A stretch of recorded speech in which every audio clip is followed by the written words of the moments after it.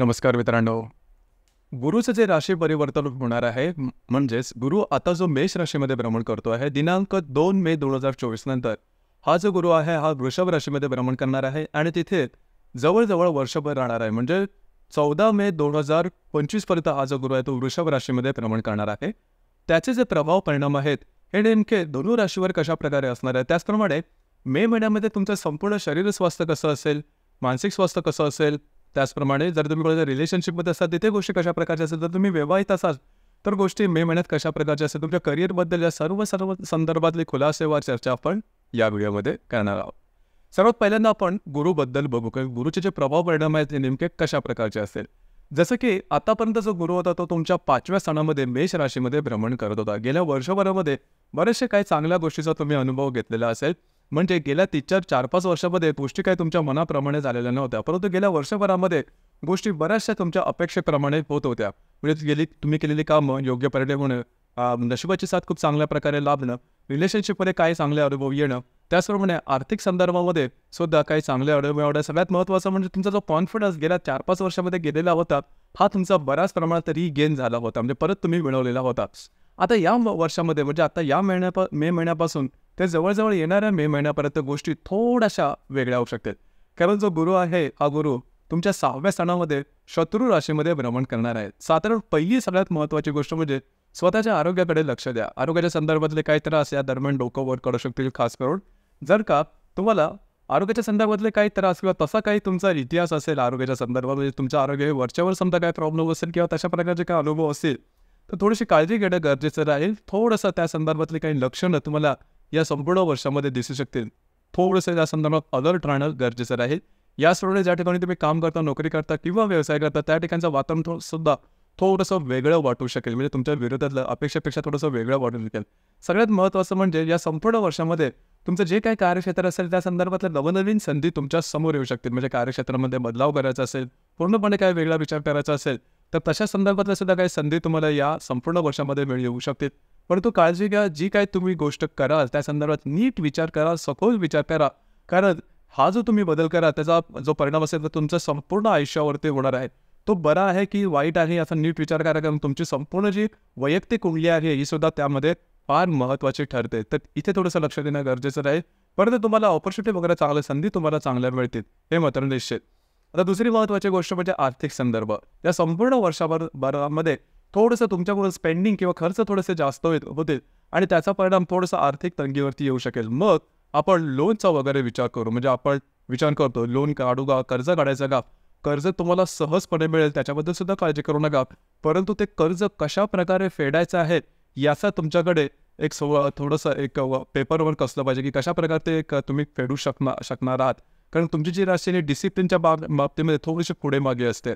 तर या संदर्भात काळजी घ्या. जर का तुम्ही लोन घेतलं तर लोन फेडता येऊ शकेल का, आणि तसा जर का तुमचा अभ्यास नसेल तर लोन अजिबात घेऊ नका. त्याच्यामध्ये तुम्ही फसण्याची शक्यता जास्त प्रमाणात राहील. या गोष्टीकडे थोडंसं लक्ष देणं गरजेचं राहील. तर एकंदरीत सांगायचं झालं तर येणारे संपूर्ण वर्ष जर का तुम्ही व्यवस्थितपणे नाकासमोर राहून थोडंसं डिसिप्लिनपणे जर काय गोष्टी हाताळल्या तर काय फार मोठे काय त्रास वगैरे होणार नाही. त्याच्यामुळे तशी काय काळजी करू नका. मात्र काही गोष्टींवरती थोडासा मनावरचा ताबा ठेवणं गरजेचं राहील. आता या मे महिन्यामधला विचार करायचा झाला, पहिल्यांदा आपण आरोग्याच्या संदर्भातला विचार करू. तुमचं आरोग्य शारीरिक आणि मानसिक नेमकं कशा प्रकारचं असेल. जसं की तुमच्या राशीचा जो स्वामी आहे गुरु, जो की तुमच्या 5व्या स्थानात भ्रमण करत होता 2 तारखेनंतर, हा तुमच्या 6व्या स्थानामध्ये भ्रमण करणार आहे. आरोग्याकडे लक्ष देणं गरजेचं राहील. आरोग्याच्या संदर्भात काही त्रास डोकंवर करू शकते. कारण तुमच्या राशीचा जो षष्ठेश आहे शुक्र, म्हणजे तुमच्या राशीकडे नंबर 1चा जो अशुभ ग्रह आहे शुक्र, जो की तुमच्या 5व्या स्थानामध्ये भ्रमण करतो 20 तारखेनंतर, हा सुद्धा तुमच्या 6व्या स्थानामध्ये भ्रमण करतो. तिथेच रवी सुद्धा येणार आहे.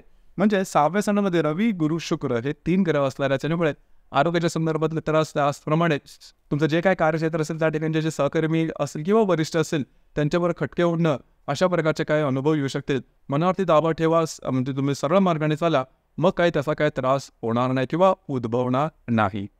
यानंतर तुमचं फायनान्शियल स्टेटस म्हणजे आर्थिक स्थैर्य नेमकं कशा प्रकारचं असेल. जसं की तुमच्या राशीचा जो धनेश आहे शनी, जो की तुमच्या 3य स्थानामध्ये भ्रमण करतो आहे. राशीचा जो पंचमेश आहे तो तुमच्या 4थ्या स्थानामध्ये भ्रमण करतो आहे. आणि जो लाभेश आहे तुमच्या पंचमातून 6व्या स्थानामध्ये भ्रमण करणार आहे. आर्थिक संदर्भात सुद्धा सांगायचं झालं तर फारसं काही डळमळीत होणार नाही. फक्त तुमचे जे स्पेंडिंग असेल, तुमचे जे खर्च असतील ते नीट विचारपूर्वक करा. कारण तुमची जी राशी आहे ही बऱ्याच वेळेस खर्च बिनधास्तपणे करते. म्हणजे एखादी गोष्टीची आपल्याला गरज किती आहे, यापेक्षा ती गोष्ट आत्ता आपल्याला बरी वाटते म्हणून खर्च करून घेऊ किंवा विकत घेऊ, अशा प्रकारचा काही स्वभाव तुमच्यामध्ये दिसून येतो आणि थोडासा बिनधास्तपणा, बेफिक्रीपणासुद्धा जाणवतो. तर या ठिकाणी थोडंसं लक्ष देणं गरजेचं आहे, कारण हा जो स्वभाव आहे, हा तुम्हाला आर्थिक तंगीकडे नेऊ शकतो. पूर्ण वर्षभरामध्ये सुद्धा याकडे थोडंसं किंवा या स्वभावावरती थोडंसं लक्ष देणं गरजेचं राहील. तूर्तास म्हणजे मे महिन्यापुरतं सांगायचं झालं, तर आर्थिक संदर्भात असा काही प्रॉब्लेम येणार नाही, मात्र खर्चावरती नियंत्रण ठेवणं गरजेचं राहील. यानंतर तुमचे जे फॅमिली हॅपीनेस किंवा गृहसौख्य आहे, त्या संदर्भातला विचार करू. जसं की तुमच्या राशीचा इथे सुद्धा जो गुरु आहे चतुर्दश आहे, 6व्या स्थानामध्ये भ्रमण करणार आहे आणि चतुर्थामध्ये मंगळ, राहू, नेपच्यून हे 3 ग्रह असणार आहेत.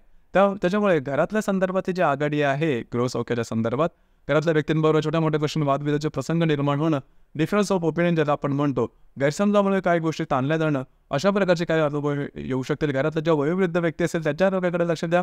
जे पुरुष वर्ग असेल त्यांनी सुद्धा स्वतःवरती नियंत्रण ठेवणं गरजेचं आहे. ही गोष्ट महत्त्वाची आहे. मात्र इथे एक गोष्ट चांगली आहे, वास्तूच्या संदर्भात जर का तुम्हाला काही काम करायचं असेल, म्हणजे वास्तू रिनोव्हेट करायची असेल, नवीन वास्तू घ्यायची असेल किंवा असलेली वास्तू विकायची असेल, तर त्या संदर्भात काही चांगले ऑपॉर्च्युनिटी तुम्हाला या दरम्यान मिळू शकतील. मात्र मगाशी सांगितल्याप्रमाणे घरातले जे वयोवृद्ध व्यक्ती असतील किंवा जे पुरुष वर्ग असेल त्यांनी स्वतःच्या आरोग्याकडे लक्ष देणं गरजेचं आहे. यानंतर आपण चर्चा करणार आहोत लव्ह लाईफबद्दल. तुमचं लव्ह लाईफ कशा प्रकारचं असेल. इथे एक गोष्ट सांगावीशी वाटते, जर तुम्ही शेअर मार्केटमध्ये ट्रेड करत असाल तर हा संपूर्ण महिना तुमच्यासाठी तसा व्यवस्थित असेल. लॉंग टर्ममध्ये इन्व्हेस्टमेंट करण्याचा विचार करा. शॉर्ट टर्ममध्ये जर काही इन्व्हेस्टमेंट करत असाल तर त्याचे अनुभव तेवढेसे तुम्हाला अपेक्षित मिळतील असं काही वाटत नाही. यानंतर आपण लव्ह लाईफबद्दल विचार करायचा झाला किंवा रिलेशनशिपबद्दलचा विचार करायचा झाला तर तुमच्या राशीचा जो पंचमेश आहे मंगळ तुमच्या चतुर्थात भ्रमण करतो आहे. तर इथे रिलेशनशिपमध्ये असाल तर फारसे काही प्रॉब्लेम येणार नाहीत. जसं की एप्रिल महिन्यामध्ये तुम्ही बघितलं असेल की रिलेशनशिपच्या बाबतीत बरेचसे बुडबुडे तयार होत होते. म्हणजे रिलेशनशिपमध्ये असणाऱ्या व्यक्तीबरोबर छोट्या मोठ्या कारणाने थोडेसे खटके वगैरे उडणं, गोष्टी व्यवस्थित न राहणं, अर्थात त्यांच्याबरोबर फिरणं वगैरे हा सगळा प्रकार झाला असेल. परंतु ह्या गोष्टींच्या संदर्भात थोड्याशा त्रासदायक गोष्टींना सामोरं जावं लागलं असेल. यामध्ये या गोष्टी बऱ्याचशा नॉर्मल झालेल्या दिसून येतील. आता इथे ज्या गर्भवती महिला आहेत त्यांनी स्वतःच्या आरोग्याकडे लक्ष देणं गरजेचं राहील. म्हणजे धनुराशीच्या गर्भवती महिलांनी स्वतःच्या आरोग्याकडे लक्ष देणं गरजेचं आहे. आरोग्याच्या संदर्भातले काही त्रास या दरम्यान डोकं वर करू शकतील, लगेचच्या लगेच डॉक्टर इलाज करणं गरजेचं राहील. जो विद्यार्थी वर्ग आहे त्याने सुद्धा अलर्ट राहा. तसं पाहिलं तर विद्यार्थी वर्गाला फारसा काही प्रॉब्लेम येणार नाही. यानंतर आपण चर्चा करणार आहोत वैवाहिक जीवनाबद्दल. म्हणजे तुमचं वैवाहिक जीवन नेमकं कशा प्रकारचं असेल. जसं की तुमच्या राशीचा जो सप्तमेश आहे बुध, जो की तुमच्या चतुर्थात भ्रमण करतो आहे, 11 तारखेनंतर तो तुमच्या पंचम स्थानामध्ये भ्रमण करणार आहे. तर जर का तुम्ही विवाहित असाल तर वैवाहिक जोडीदारावरचे नातेसंबंध सुमधुर अशा प्रकारचे दिसून येते. तुमच्या दोघांमध्ये जो ऐकपा आहे तो खूप चांगल्या प्रकारचा दिसून येईल. वैवाहिक जोडीदारावर पुढे माया फिरणं जाण्याचा योग सुद्धा या दरम्यान संभवतो. तर वैवाहिक जीवनामध्ये फारसे काही गोष्टी किंवा फारसे काही त्रास किंवा फारसे काही प्रॉब्लेम, कॉम्प्लिकेशन्स येणार नाही. करिअरच्याबद्दल सांगायचं झालं तर करिअरच्या संदर्भात सुद्धा तसे काही मोठे प्रॉब्लेम येणार नाहीत. जे तुमचं करिअर चाललेलं आहे तशाच प्रकारच्या काही गोष्टी तुम्हाला अनुभवायला येतील. परंतु मगाशी जसं सांगितलं की तुम्हाला करिअर चेंज करायचं असेल, त्याच्यामध्ये काय बदलाव करायचा असेल, जर का तुम्हाला बदली वगैरे करून घ्यायची असेल नोकरीत असं तर याकरता हा जो महिना आहे तो बराचसा व्यवस्थित राहील. त्या संदर्भातले काही महत्त्वपूर्ण अनुभव सुद्धा तुम्हाला येऊ शकते. त्या जागेमध्ये स्थलांतर करणं, वेगळ्या ठिकाणी राहायला जाणं किंवा तुमच्या नोकरीमध्ये बदली जाण्यामुळे वेगळ्या प्रकारचे वेगळ्या ठिकाणी राहायला जाणं किंवा स्थलांतर होणं, अशा प्रकारचे अनुभव तुम्हाला या दरम्यान येऊ शकते. जर का तुमच्या मनात असेल तर तशा प्रकारची संधीसुद्धा तुम्हाला या महिन्यामध्ये येऊ शकेल. तर एकंदरीतच सांगायचं झालं तर या संपूर्ण महिन्यामध्ये 2-3 गोष्टीकडे थोडंसं लक्ष द्या. पहिली गोष्ट म्हणजे आरोग्याकडे लक्ष द्या. आरोग्याच्या संदर्भातले काय त्रास डोक्यावर आणू शकतील. तुमचे जे स्पेंडिंग्स आहेत, तुमचे जे खर्च आहेत त्याकडे लक्ष द्या. आणि तुमचं कार्यक्षेत्र असेल त्या संदर्भात काही तुम्हाला बदलाव करायचे असेल तर तिथे थोडंसं लक्ष देणं किंवा अलर्ट राहणं गरजेचं राहील. आता आपण चर्चा करणार आहोत ग्रहयोगांबद्दल. ग्रहयोगांचे परिणाम नेमके कशा प्रकारचे असेल. जसं की दिनांक 13 तारखेला रवी आणि वर्षाची युती होणार आहे तुमच्या 5व्या स्थानामध्ये. जर का तुम्ही रिलेशनशिपमध्ये असाल, काळजी घ्या. छोट्या मोठ्या गोष्टीवरून खटके उडू शकतील, त्याने वादविवाद निर्माण होऊ शकतील. जर तुम्ही शेअर मार्केटमध्ये ट्रेड करत असाल तर मोठे ट्रेड करू नका, शॉर्ट टर्ममध्ये ट्रेड करू नका. रिवेज ट्रेडिंग ज्याला आपण म्हणतो तशा प्रकारचे रिवेज ट्रेडिंगसुद्धा या संपूर्ण कालावधीमध्ये करू नका, खास करून 13 तारखेच्या आसपास. यानंतर दिनांक 18 तारखेला रवी आणि गुरुची युती होणार आहे तुमच्या 6व्या स्थानामध्ये आणि शुक्र आणि हर्षांची युतीसुद्धा तुमच्या 5व्या स्थानामध्ये होणार आहे. अर्थात रवी गुरुची युती तुमच्या 6व्या स्थानात अतिशय शुभफलदायी राहील. खास करून तुमचं जे काही कार्यक्षेत्र असेल त्या संदर्भातल्या महत्त्वपूर्ण घटना घडामोडी घडू शकतील. तुम्हाला तुमचं प्रमोशन होणं, त्याचप्रमाणे काही महत्त्वपूर्ण गोष्टीबद्दलचे काही अनुभव येणं, अशा प्रकारचे काही चांगले अनुभव तुम्हाला या दरम्यान निश्चित येतील. तुमचा कॉन्फिडन्स सुद्धा या दरम्यान चांगला होईल. मगाचपासून जे मी तुम्हाला सांगतोय, तुमच्या कार्यक्षेत्रामध्ये तुमच्या अपेक्षेप्रमाणे तुम्हाला काही नवीन संधी वगैरे मिळणं, कार्यक्षेत्राच्या संदर्भात स्विच करणं किंवा बदल करणं, अशा प्रकारचे सुद्धा काही अनुभव येतील. अर्थात कार्यक्षेत्रामध्ये बदल करण्याच्या संदर्भात नीट लाँग टर्ममध्ये विचार करा. त्या संदर्भात जर का तुम्हाला बदल करायचे असेल तर नक्की करा. शॉर्ट टर्ममध्ये जर काय बदल करायचे असतील, पटापट काही बदल करू नका. तुमचे अंदाज या संदर्भात चुकतील. तर तुम्हाला संधी या महिन्यामध्ये साधारणतः 18 तारखेच्या आसपास निश्चित मिळतील. याचप्रमाणे शुक्र आणि हर्षांची युतीसुद्धा तुमच्या पंचमात होणार आहे. आरोग्याकडे लक्ष द्या. तुम्ही जर का कोणाच्या रिलेशनशिपमध्ये असाल, त्यांच्या आरोग्याच्या संदर्भातले सुद्धा काही त्रास या दरम्यान डोकं वर काढू शकतील. याचप्रमाणे दिनांक 20 तारखेला मंगळ आणि राहूची युती तुमच्या चतुर्थात होणार आहे. तर सगळ्यात महत्त्वाचं म्हणजे घरातल्या ज्या व्यक्ती असतील त्याच्याबरोबर डिफरन्स ऑफ ओपिनियन होणं, गैरसमजामुळे काय वादविवादाचे प्रसंग निर्माण होणं, अशा प्रकारचे काय अनुभव येऊ शकतील. याचप्रमाणे पुरुष वर्ग तुमच्या घरातले जे असतील त्यांच्या आरोग्याकडे लक्ष देणं गरजेचं राहील. वास्तूच्या संदर्भातले कुठल्याही प्रकारचे महत्त्वपूर्ण निर्णय किंवा काही गोष्टी तुम्ही या 20 तारखेच्या आसपास अजिबात करू नका. याचप्रमाणे दिनांक 31 तारखेला बुध आणि हर्षाची युती तुमच्या 5व्या सणामध्ये होणार आहे.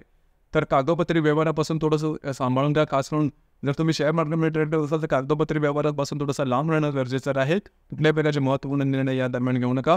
विवाहित असेल तर वैवाहिक जोडीदाराच्या आरोग्याकडे लक्ष द्या. आणि खास करून जे तुमचं कार्यक्षेत्र असेल त्यामुळे तुमचे कॉन्फिडेन्शियल फॉल होणं किंवा तिकडचे ज्या व्यक्ती असतील त्यांच्याकडून काही वेगळं, म्हणजे सहकर्मी वगैरे असेल किंवा वरिष्ठ असेल त्यांच्याकडून काही वेगळं अनुभवणं, अशा प्रकारची किंवा कॉन्स्पिरसी वगैरे असं छोट्या मोठ्या गोष्टी तुम्हाला या दरम्यान अनुभवास येऊ शकतील. तर काळजी घ्या. या महिन्यातला सगळ्यात महत्त्वपूर्ण असा दिवस आहे, ज्याला शुभफलदायी असा दिवस म्हणतो, तो आहे अक्षय तृतीयेचा. आणि तो असणार आहे दिनांक 10 तारखेला. संपूर्ण वर्षामध्ये जे 3.5 मुहूर्त आपण सर्वात शुभफलदायी म्हणतो त्यापैकी एक मुहूर्त आहे अक्षय तृतीयेचा. अर्थात अक्षय तृतीयेच्या मुहूर्तावरती तुम्ही कुठल्याही प्रकारचे महत्त्वपूर्ण जे खरेदी आहे ती करू शकता किंवा त्याच्यामध्ये महत्त्वपूर्ण इन्व्हेस्टमेंट करू शकता. अर्थात ह्यामध्ये केलेली इन्व्हेस्टमेंटचा फायदा असतो की जे इन्व्हेस्टमेंट आहे इन्व्हेस्टमेंट वाढत जाते आणि त्याचा मुळामध्ये तुम्ही उपभोग घेऊ शकता. बऱ्याच वेळेला आपण सोने, चांदी, हिरे, माणिक याच्यामध्ये इन्व्हेस्टमेंट करतो, परंतु त्याचा उपभोग मात्र घेता येत नाही. तर या दरम्यान केलेली खरेदीचा तुम्ही उपभोग घेऊ शकता. अर्थात ती इन्व्हेस्टमेंटसुद्धा वाढत जाऊ शकते. इतरही गोष्टींमध्ये नवीन खरेदी तुम्ही करू शकता. अर्थात त्याचे अनुभवसुद्धा तुम्हाला खूप चांगल्या प्रकारचे मिळतील. इथे एक गोष्टीच्या संदर्भात तुम्हाला एक टिप द्यावीशी वाटते, जरूर तुम्ही ते आजमावू शकता.